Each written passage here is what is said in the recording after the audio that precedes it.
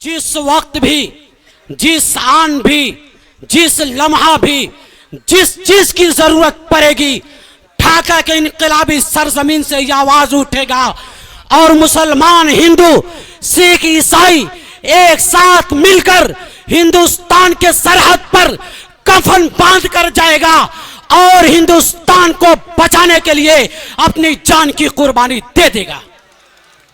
आपको मालूम है कि यहां पर हिंदू भी है, मुस्लिम भी है, सिख भी है, ईसाई भी है। शायर कहता है कि मोहब्बत प्यार का, ईसार का परचम तुम्हें देंगे। मेरा दावा है हर एक जख्म का मरहम तुम्हें देंगे। अरे अलग मजहब है लेकिन फिर भी हम सब भाई भाई है। हमें तुम गंगा जल दो और हम समसम तुम्हें देंगे। यह हिंदुस्तान है। मैं बता देना चाहता हूं और आपको यकीन दिलाना चाहता हूं, जब भी इस देश को जरूरत पड़ेगी, मुसलमान सबसे पहले अपने सर पर कफन बांधकर सरहद पर जाने के लिए तैयार है। इसलिए जो हमसे सबूत मांगते हैं कि तुम दूसरे शहरी हो और तुम्हें इस हिंदुस्तान में रहने का हक नहीं है, तो मैं कहना चाहता हूं डॉक्टर राहत इंदौरी के शेर के साथ कि अगर खिलाफ हो तो होने दो, ये जान थोड़ी है। अरे ये सब धुआं है, कोई आसमान थोड़ी है। सभी का खून है शामिल यहाँ के मिट्टी में, किसी के बाप का ये हिंदुस्तान थोड़ी है।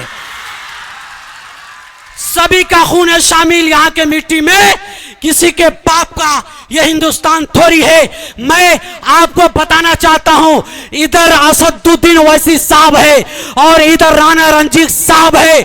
मैं इस शेर को बयान करके आपके बीच जाना चाहता हूं। शायर कहता है कि यही हिंदू मुस्लिम में रद्दो बदल है। देखिएगा, यही हिंदू मुस्लिम में रद्दो बदल है। इधर आबे जमजम, इधर गंगा जल है। इधर देखो सीता जी बन को चली है, इधर भी तो मरियम पर उंगली उठी है। उधर देखो शंकर ने कंकर उड़ाए, इधर भी तो ईसा ने मुर्दे जिलाए। उधर देखो हनुमान बजरंग बली है, इधर भी तो दामाद हजरत अली है। उधर देखो मथुरा में है मुरली वाला, इधर भी तो मक्का में है कमली वाला। अरे सबका खून लाल होता है, फिर कहां हिंदू मुस्लिम का सवाल होता है। इसलिए मैं आपको बताना चाहता हूं कि ढाका के इनकलाबी सरजमीन से यह लड़ाइयां चलेगी। जब भी इस देश को जरूरत पड़ेगी, हिंदू मुसलमान एक साथ खड़े होकर इस देश के लिए लड़ेंगे।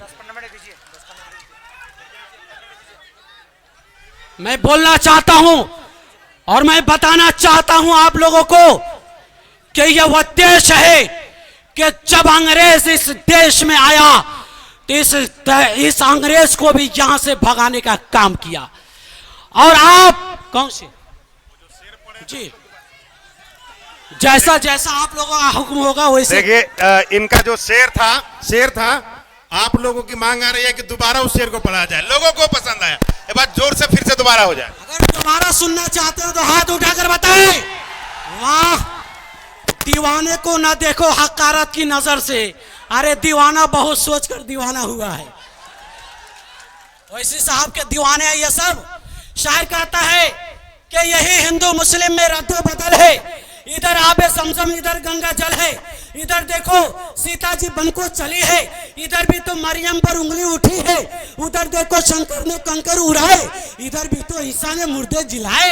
उधर देखो हनुमान बजरंग बली है, इधर भी तो दामाद हजरत अली है। उधर देखो मथुरा में है मुरली वाला, इधर भी तो है मक्का में कमली वाला। अरे सबका खून लाल होता है, फिर कहां हिंदू मुस्लिम का सवाल होता है।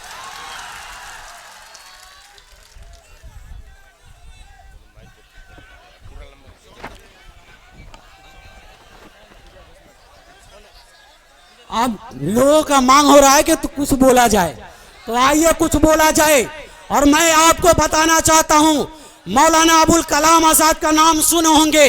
मौलाना अबुल कलाम आजाद जब जेल में गए थे, उस वक्त उनकी बीवी का इंतकाल हुआ तो जेल में एक शख्स खत लिखकर भेजते हैं कि मौलाना अबुल कलाम आजाद, तुम्हें मालूम है कि तुम्हारी बीवी इस दुनिया से रुखसत हो चुकी है। मौलाना अबुल कलाम आजाद, अगर तुम अंग्रेज के खिलाफ जो फतवा दिया है तुम बोल दो कि मैं वापस लेता हूं। मौलाना अबुल कलाम आजाद ने कहा कि आजाद कल भी वही फतवा दिया था, आज भी वही फतवा देता है और कल आइंदा भी यही फतवा रहेगा कि अंग्रेज के जेल में भर्ती होना हराम है, हराम। जब मौलाना अबुल कलाम आजाद ये बात कहे तो लोगों ने कहा कि फिर जेल से आपको छोड़ा नहीं जाएगा। मौलाना अबुल कलाम आजाद कहा तुम छोड़ो या ना छोड़ो, अंग्रेज के खिलाफ जो मैं फतवा दे दिया हूं वह क़यामत तक वही फतवा रहेगी। यह हिंदुस्तान है और इस हिंदुस्तान को जो भी उंगली दिखाएगा उसके उंगली को काट दिया जाएगा। और यह हिंदुस्तान है, यह हिंदू भी है, मुस्लिम भी है, सिख भी है, ईसाई है, सब साथ लड़कर, सब साथ मिलकर हम सब लड़ेंगे। शायर कहता है कि हवेली झोंपड़ी सबका मुकद्दर फूट जाएगा, हवेली झोंपड़ी सबका मुकद्दर फूट जाएगा अगर ये हिंदू मुस्लिमों का रिश्ता टूट जाएगा। क्या कहा कि हवेली झोंपड़ी सबका मुकद्दर फूट जाएगा अगर ये हिंदू मुस्लिमों का रिश्ता टूट जाएगा। दुआ कीजिए कि हमें प्यार के रिश्ते रहे कायम, अगर ये रिश्ते टूट जाएंगे तो भारत टूट जाएगा। इसलिए हम और आप भारत को टूटने नहीं देंगे और उस वक्त टूटने तक नहीं देंगे जब तक हमारी सांस में सांस बाकी रहेगी, रूह में रूह बाकी रहेगी। अगर ये देश हमसे जान मांगेगी जान देंगे, माल मांगेगी माल देंगे, वक्त मांगेगी वक्त देंगे। अगर इस देश को उस वक्त ये जरूरत आ जाएगी कि तुम औलाद दो तो मैं अपने औलाद को भी हिंदुस्तान के लिए कुर्बान कर दूंगा। इसलिए जी राहत इंदौरी साहब का शायर जो शेर कहे तो फिर वो दोबारा डॉक्टर राहत इंदौरी ने कहा कि अगर खिलाफ हो तो होने दो, ये जान थोड़ी है, अरे ये सब धुआं है, कोई आसमान थोड़ी है, सभी का खून है शामिल यहाँ के मिट्टी में, किसी के बाप का ये हिंदुस्तान थोड़ी है। ये हिंदुस्तान है और इस हिंदुस्तान पर तिरछी नजर से जो देखा है उसकी आंखें फोड़ दी गई है। मैं पाकिस्तान से कहना चाहता हूं, मैं उस वक्त तक तुमको नहीं छेड़ रहा था जब तक आप मेरे साथ अच्छाई के साथ पेश आ रहे थे। जब तूने हमको छेड़ा है तो अब तुमको हम छोड़ेंगे नहीं। इसलिए कि जब कौमन साफ होता है उस जब गोहमन सांप को छेड़ता है तो फिर वो छोड़ता नहीं है। इसलिए जब हिंदुस्तानियों को तुम छेड़ा है तो फिर हम छोड़ेंगे नहीं तुमको।